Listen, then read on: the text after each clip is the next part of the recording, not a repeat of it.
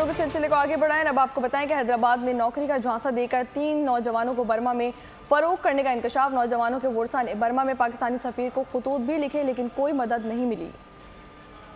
हैदराबाद में मुलाजमात के नाम पर 3 नौजवानों के साथ धोखा। तीनों नौजवान को नौकरी का झांसा देकर बर्मा में फरोख्त कर दिया गया। वर्सा का कहना है काशिफ हुसैन, फराद और शिरोज खान 19 फरवरी 2024 को बर्मा में घूमने की घर से गए थे, जहां पर एक चीनी शहरी ने मुलाजमात दिलाने का झांसा देकर तीनों नौजवान को फरोख्त कर दिया। हैदराबाद के रिहायशी नौजवानों से बर्मा में पासपोर्ट और पैसे भी छीन लिए गए और इन्हें कंपनी के हवाले कर दिया गया। वर्सा का कहना है कि नौजवानों ने राब्ता करके बताया कि इन पर तशद्दुद किया जाता है। इस हवाले से बर्मा को खतूत भी लिखे गए, लेकिन कोई सुनवाई नहीं हुई। वर्सा ने मुतालबा किया है कि हमारे बच्चों को बाजियाब कराया जाए।